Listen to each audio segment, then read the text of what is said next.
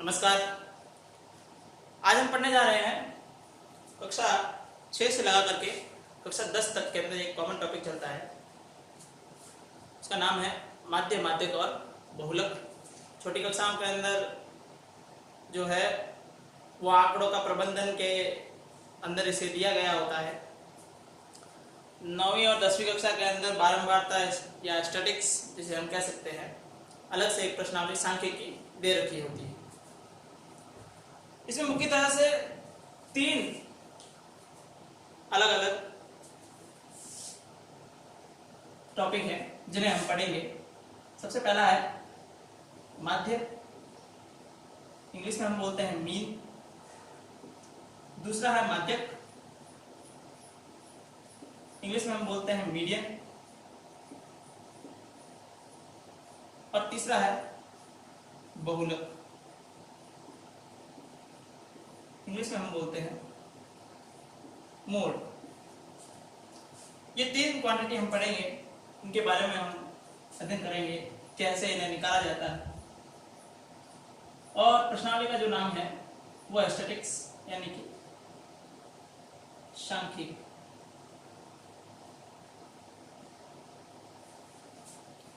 ठीक है, सबसे पहले हम इन तीनों का अर्थ समझ लेते हैं। माध्य जो है इसी को ही हम एक और नाम से जानते हैं और वो है औसत यानी कि एवरेज। औसत या एवरेज या हम इसे माध्य भी कहते हैं सांख्यिकी के अंदर। गणित के अंदर ये दोनों ही एक ही चीज है, इन दोनों में कंफ्यूज होने की जरूरत नहीं है, दोनों एक ही बात को बताते हैं। इसका अर्थ यह होता है कि यदि मेरे पास कुछ राशि है या कुछ फल है या कोई भी ऐसी वस्तु है, खाने के लिए हो सकती है, अंक हो सकते हैं, भार हो सकता है कुछ व्यक्तियों का, उन सबको मैंने इकट्ठा किया, डाटा मेरे पास में आ गया है, आंकड़े मेरे पास में है उनके, लेकिन वो इस तरह से इकट्ठे किए गए थे कि वो सूचीबद्ध नहीं है, मुझे नहीं पता किसके लिए कितना था, ऐसा कुछ, बस उन्हें एक तरह से रैंडम लिख दिया गया। और जब आपसे पूछा जाता है कि बताइए कि औसतन लगभग प्रत्येक व्यक्ति के लिए कितना हो रहा है, प्रति व्यक्ति कितना हो रहा है, प्रत्येक व्यक्ति को यदि वापस बांटा जाए तो उसे कितना प्राप्त होगा, इसे हम कहते हैं माध्य या औसत। समझ लीजिए कि किसी कक्षा के अंदर 10 विद्यार्थी हैं और उन 10 विद्यार्थियों का भार जो है वह किलोग्राम के अंदर मापा गया है। ठीक है,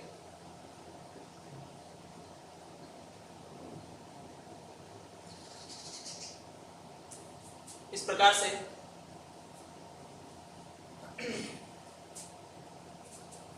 हम ले लेते हैं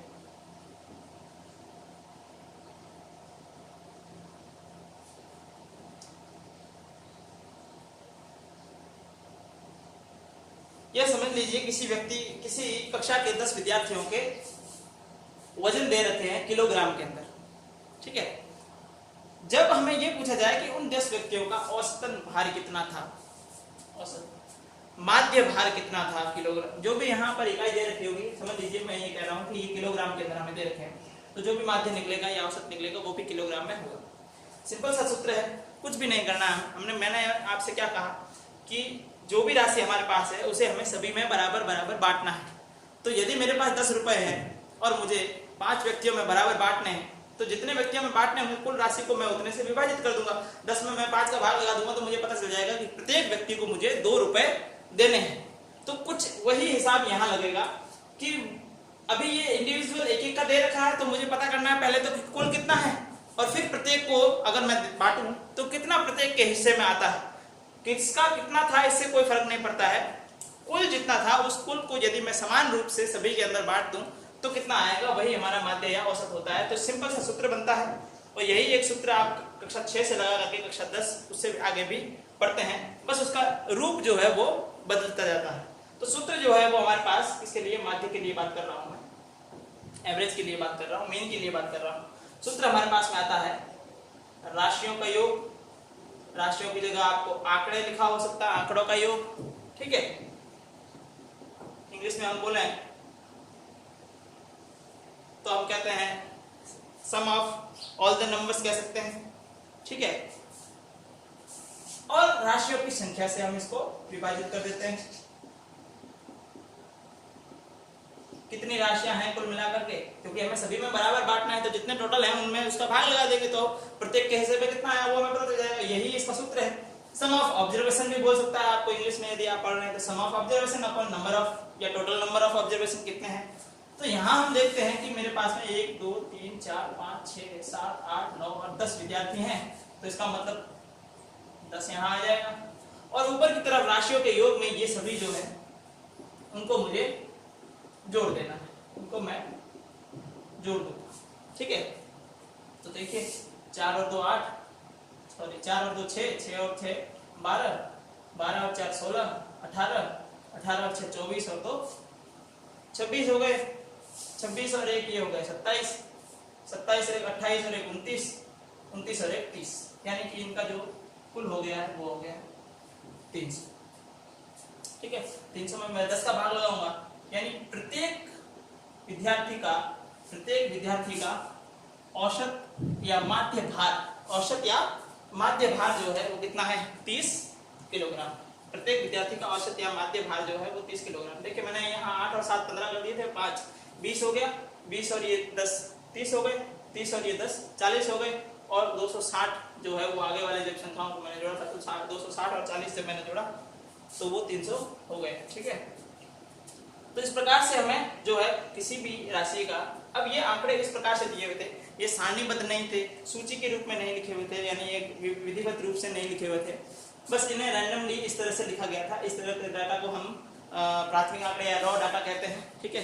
तो ये जो थे इनको हमने निकालने का सिंपल सूत्र था राशियों का योग बटा राशियों की संख्या।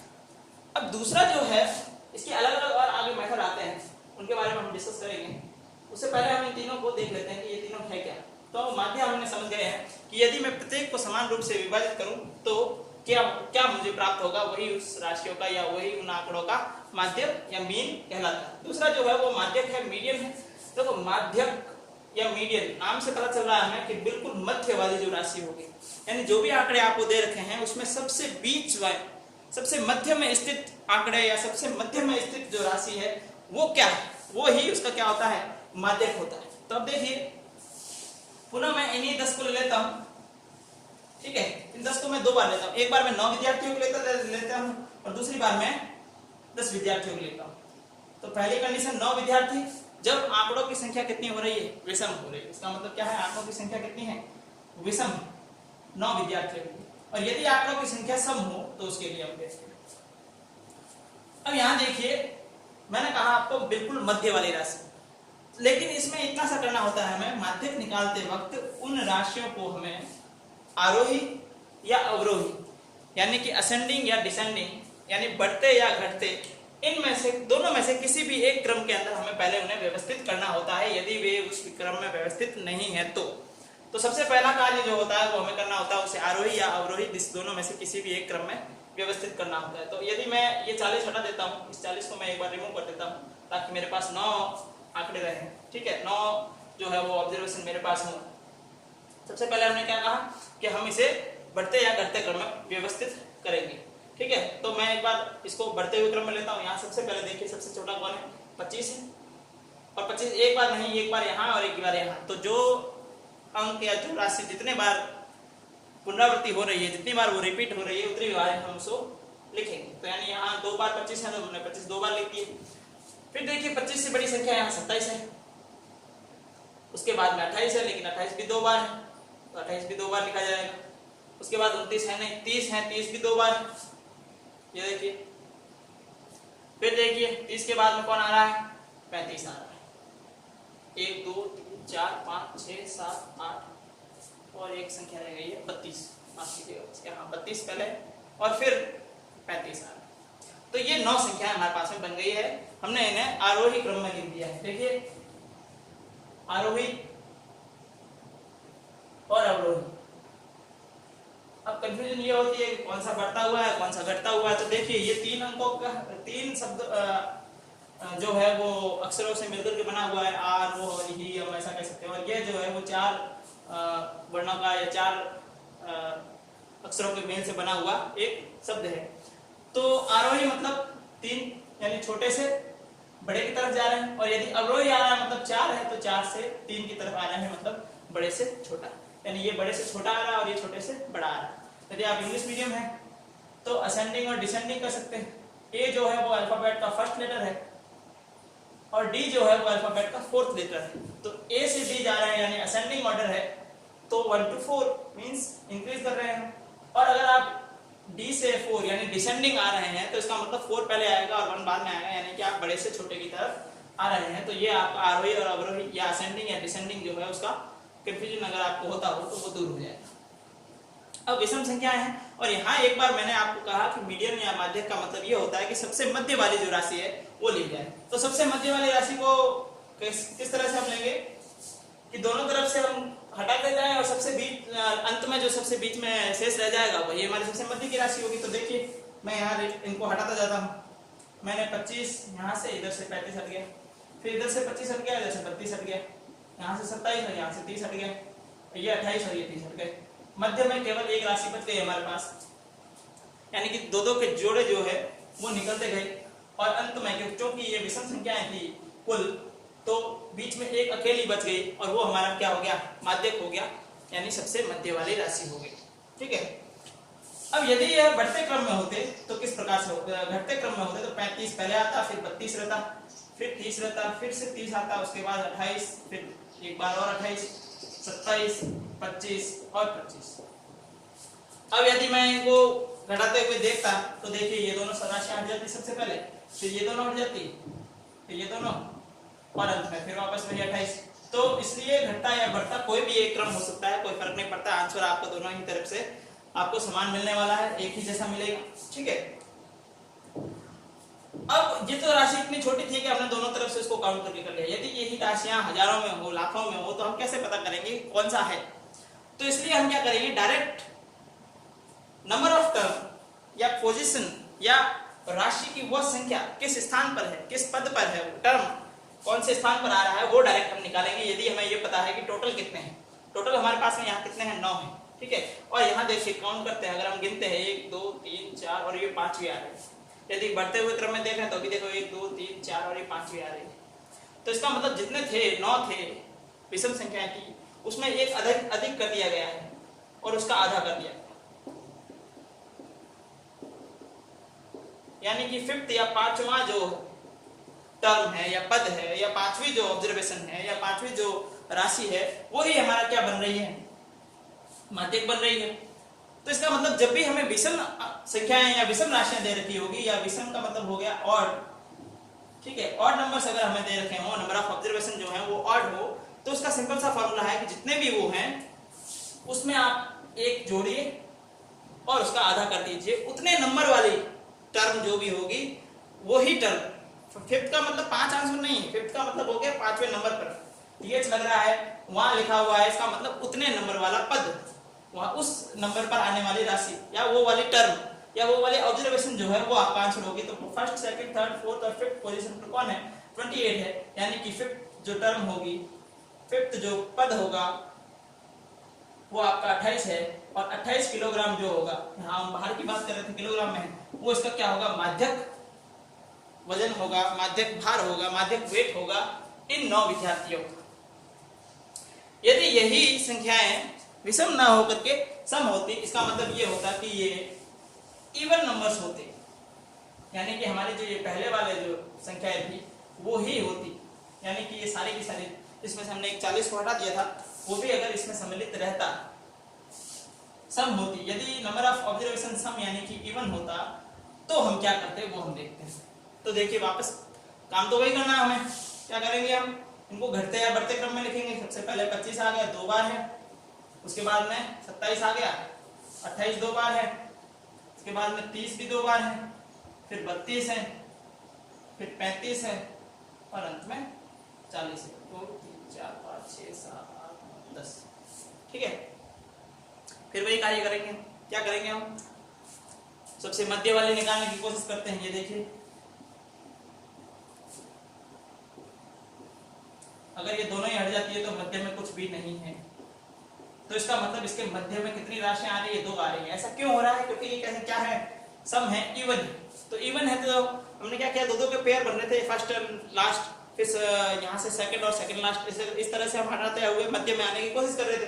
तो 2-2 के जो जोड़े बन रहे थे, क्योंकि ये सम है, डिविजिबल बाय 2 है, तो इसका मतलब सारे के सारे जो नंबर्स होंगे उनका कोई ना कोई पेयर जरूर बनेगा। इसलिए ये सबसे बीच में भी हमें एक अकेली राशि ना मिलकर के 2 राशियों का समूह मिल रहा है, जोड़ा मिल रहा है, युग्म मिल रहा है, पेयर मिल रहा है। तो हम उस पेयर को क्या मान के चलेंगे, माध्यक। लेकिन माध्यक और माध्यक की विशेषता यह है कि किसी भी आंकड़ों के लिए ये हमेशा केवल और केवल एक अद्वितीय राशि होती है, यानी कि एक यूनिक नंबर या एक यूनिक ऑब्जर्वेशन जो होता है या एक यूनिक वैल्यू जो होती है वो हो सकती है, यानी एक से अधिक नहीं हो सकती है।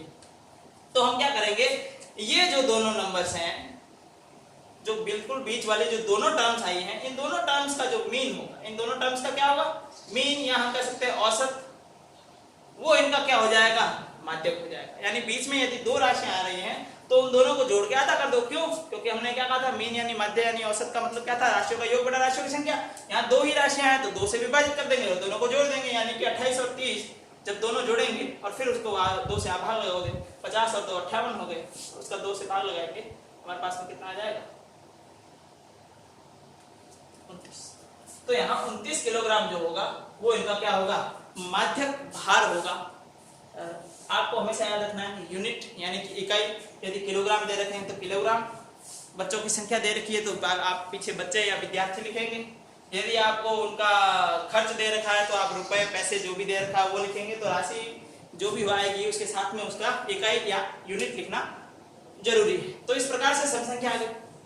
अब पिछले वाले में हमने क्या किया था, अब मैंने यही कहा कि यहाँ तो 10 संख्याएं थी तो हमने इनको एक तरफ से करके देख लिया कि बीच में 2 राशियां ये वाली दोनों आ रही हैं। यदि यही संख्याएं हजारों में होती, लाखों में होती, तो हम कैसे पता करते कि बिल्कुल मध्य वाली 2 टर्म कौन सी है या कितने नंबर पर है।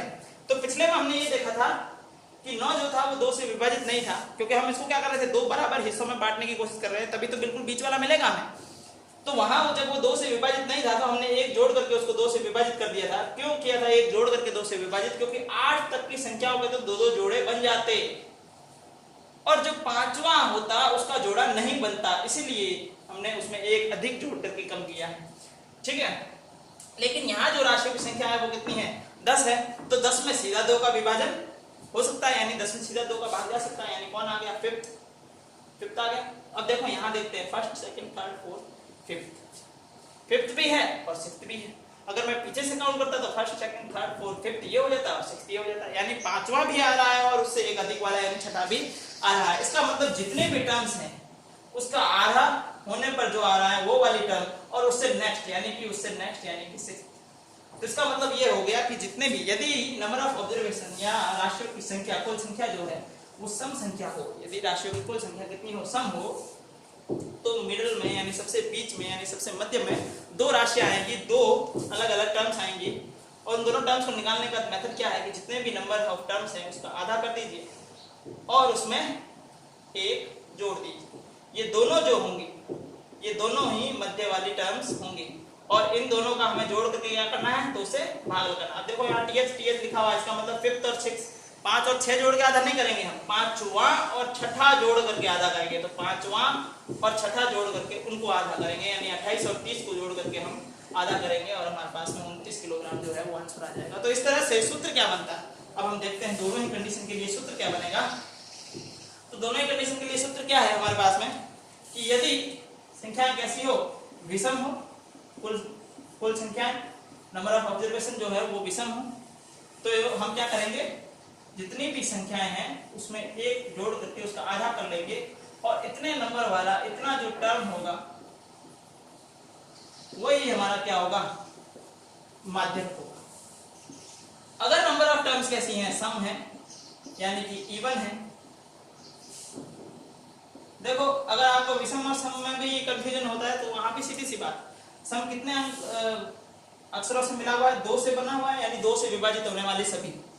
ये कितने से है, 3 से है, तो 3 में 2 का भाग जाता है क्या, नहीं जाता, 3 विषम है, इसका मतलब विषम का मतलब। अच्छा, इंग्लिश में कंफ्यूजन हो रहा तो भी देख लो 3 है, यानी ये कैसा है 2 से डिविजिबल नहीं है, 2 से डिवाइड नहीं हो रहा है, इसका मतलब ऑड नंबर्स वो होते हैं जिसमें 2 का भाग लगता नहीं। इवन में कितने हैं 4 है, इसका मतलब 2 से डिवाइड होता है, इसका मतलब ये हो गया कि जो भी नंबर 2 से डिविजिबल होगा वो सबको हम क्या बोलते हैं, इवन बोलते हैं। तो हिंदी और इंग्लिश में कंफ्यूज होने की जरूरत नहीं है, बिल्कुल आसान है, कुछ ऐसे ट्रिक्स आप बना सकते हैं, ठीक है। तो अगर सम है तो सम के लिए हम क्या कह रहे हैं कि वो 2 से विभाजित हो जाएगा, इसका मतलब n/2 टर्म यानी n/2 पद, और इसके साथ में इसका अगला वाला, यानी यहाँ जो भी आंसर आया उसमें एक जोड़ने पर अगला जो पद है वो दोनों पद लेकर के उन दोनों को हम जोड़ करके उसका आधा कर लेंगे, यानी इन दोनों का औसत जो होगा, माध्य जो होगा, वो ही हमारा क्या होगा, माध्यक होगा उन राशियों के लिए, ठीक है। सबसे तीसरा जो पद है वो आ रहा है हमारे पास में बहुलक यानी कि मोड। सबसे तीसरा जो है वो है बहुलक मोड। और बहुलक यहाँ देखिए बहु से पता चल जाता है, बहुत से मतलब बहुत अधिक की बात की जा रही है। तो मोड का अर्थ ये होता है वो ऑब्जर्वेशन या वो राशि जो सबसे अधिक बार आई है, यानी जो सबसे अधिक बार रिपीट हुआ है किसी भी आंकड़े का। अब जब यहाँ हम देखते हैं तो हम देख रहे हैं कि 25 जो है वो 2 बार है, ठीक है, 30 भी 2 बार है, इसी तरह से हम देखें तो 28 भी 2 बार है, 27 एक ही बार है, 35 एक ही बार है, 32 एक ही बार है, 40 एक ही बार है। तो इनसे तो अधिक वाला है, यानी 2-2 बार पड़े। तो जो भी राशि सबसे अधिक बार आई है वो हमारी क्या हो जाएगी, बहुलक होगी। और बहुलक 1 से अधिक हो सकता है, इसका मतलब 25, 28 और 30 ये तीनों ही जो है वो हमारे क्या है, बहुलक। ये तीनों ही हमारे लिए बहुलक होंगे यहाँ पर, यानी जो राशि सबसे अधिक बार रिपीट होती है। तो इसमें आपको कोई फॉर्मूला नहीं, कोई कैलकुलेशन नहीं है। जब आंकड़े इस प्रकार से दे रखे हो तो जब सूची बताएंगे, आगे की तरफ सारणी बताएंगे, टेबल के फॉर्म में आएंगे, ग्रुप डाटा जिनको हम बोलते हैं, ठीक है, तो उनकी जब हम बात करेंगे तो वहां पर फॉर्मूले होते हैं, उनके लिए हम बाद में बात करेंगे। अभी हम नॉर्मली यहाँ बात करते हैं, ये 6 से लगा करके 10 तक के जो बेसिक्स हैं उसकी हम बात कर रहे हैं। तो यहाँ देखिए क्या कहा मैंने, जो सबसे अधिक बार आ रही है वो राशि ही हमारी बहुलक होगी, और ऐसा 1 से अधिक भी हो सकता है, ठीक है। अब यदि जैसे ये है, इन सब में समझ लीजिए कि 28 एक बार और होता है, यानी 28 कितनी बार हो रहा होता, 3 बार है, 28 जो है वो 3 बार होता, बाकी ये 2-2 बार है और बाकी वाले 1-1 बार है। तो इसका मतलब अब ये बहुलक नहीं होगा, कि बहुलक कौन होता, केवल एक अकेला 28 होता, क्योंकि वो सबसे अधिक बार आ रखा है। तो जो भी राशि सबसे अधिक बार रिपीट हुई है, सबसे अधिक बार जिसकी पुनरावृत्ति हुई है, वही हमारा क्या होता है, बहुलक होता है, मोड होता है। तो माध्य, माध्यक और बहुलक समझ गए होंगे आप, क्या होता है, कैसे निकालना है। माध्य के लिए कुछ भी नहीं करना है हमें, जितनी भी राशियां हमें दे रखी है उन सभी को हम जोड़ेंगे और जितनी है वो उनसे भाग लगा देंगे, तो हमें पता चल जाएगा कि औसत, इसी को हम औसत भी कहते हैं, माध्य कहते हैं, कितना निकलेगा। इसका अर्थ ये होता है कि यदि मैं समान रूप से सभी में उस राशि का विभाजन कर दूं तो कितना सभी को प्राप्त होता है, वो औसत होता है, माध्य होता है। ये तीनों ही जो है इनको मध्यवर्ती राशियां कहा जाता है, ठीक है। मध्यवर्ती राशियां मतलब जो सबसे मध्य में आ रही है। अब ऐसा 3 हम क्यों ले रहे हैं, क्योंकि कभी कभी ऐसा होता है कि किसी जगह पर माध्य जस्टिफाई नहीं कर पाता है जितना अच्छी तरीके से माध्यक उस राशि को जस्टिफाई कर रहा होता है, यानी उसके लिए उचित रूप से वो कार्य कर रहा होता है। कई बार ऐसा होता है कि माध्यक और माध्य दोनों नहीं कर पाते हैं तो बहुलक कर पाता है, ठीक है। समझ लीजिए, इसमें मैं एक छोटे से उदाहरण से समझाता हूँ। समझ लीजिए कि 5 व्यक्तियों ने मिलकर के कुछ रुपए इकट्ठे किए,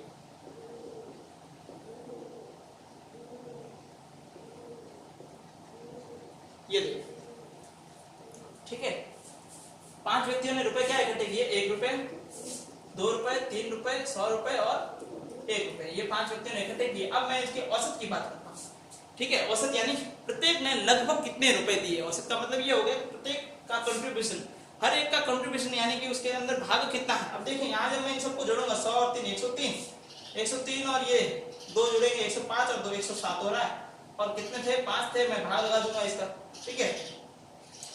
तो 10 और 1 यानी कि 21 पंजे 105 और पीछे बच रहे हैं 2, 20 हो गया, यानी कि 4, 21 रुपए 4 पैसे लगभग सभी ने दिए।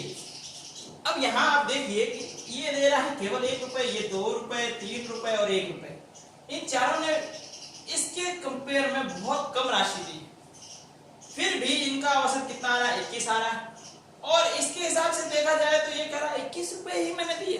तो यहाँ पर जो है वो डाटा जो है वो उसको जस्टिफाई नहीं कर पा रहा है, यानी जो है समान रूप से मध्यवर्ती जो राशि है वो उसको समान रूप से विभाजित नहीं कर पा रही है, ठीक है। और इसी प्रकार से जब हम यहाँ पर माध्यक की बात करते तो माध्यक भी नहीं कर पाता, क्योंकि मध्य के अंदर सबसे आने वाली राशि हम बात करते तो 1, 1, 2, 3 और 100 होता, तो सबसे मध्य में जो राशि आ रही है वो 2 आ रही है, तो भी वो इसको जस्टिफाई नहीं करता। तो ऐसे कंडीशन में बहुलक काम आता, जो सबसे अधिक बार है, सबसे अधिक बार ये सभी हैं, इसका मतलब सभी को काउंट किया जाता है वहां पर, ठीक है। यदि 100 2 बार होता तो वहां पर हम जस्टिफाई कर लेते, क्यों, क्योंकि बाकी वाले सभी कम है, लेकिन 100 2 बार सबसे अधिक बार आ रहा है, तो सबसे जस्टिफाइड जो आंसर है वो हमें मिलने के लिए हम इसको 3 अलग अलग रूप में पढ़ते हैं। कभी कभी माध्य बहुत अच्छी तरीके से उन्हें बता सकता है तो माध्य का प्रयोग करते हैं, कभी माध्यक तो कभी बहुलक। इस प्रकार से ये 3 राशियां मध्यवर्ती राशियां कहलाती है। माध्य का औसत भी बोलते हैं हम इसे, एवरेज। सिंपल सा सूत्र है, राशियों का योग बटा राशियों की संख्या, या हम कह सकते हैं number of observation, sum of observation upon number of total observations. इसके बाद में मीडियन हो गया। यदि नंबर ऑफ टर्म्स जो है वो ऑड है तो number of terms plus 1 upon 2 टूवेथ टर्म, या उतने नंबर वाला पद जो होगा, उतना पद जो होगा वो आपका माध्यक होगा। यदि सम होते हैं तो n अपॉन 2 यानी कि n अपॉन 2 और उससे एक अधिक हुआ यानी n अपॉन 2 प्लस 1, उससे वो वाला दोनों को टर्म को हम जोड़ करके उनका जो औसत होगा या माध्य होगा वो हमारा माध्यक हो जाएगा। और बहुलक के लिए सिंपल सा है कि जितने भी राशियां दे रखी है, जो राशि सबसे अधिक बार पुनरावृत्ति हुई है वही हमारी बहुलक होगी। उम्मीद करते हैं कि आपको समझ में आया होगा। बने रहिए हमारे साथ। यदि आपको अभी भी किसी भी प्रकार का डाउट है तो कमेंट सेक्शन के अंदर आप हमसे वो डाउट पूछ सकते हैं। मैं कोशिश करूंगा कि आपको उस डाउट को मैं समझाने की पूरा प्रयत्न करूंगा। अब हम 9वीं और 10वीं कक्षा के अंदर माध्य, माध्यक और बहुलक के जो अलग अलग सूत्र हैं उनके बारे में पढ़ेंगे अगले वीडियो के अंदर। तब तक बने रहिए। Stay safe, stay home. Thank you.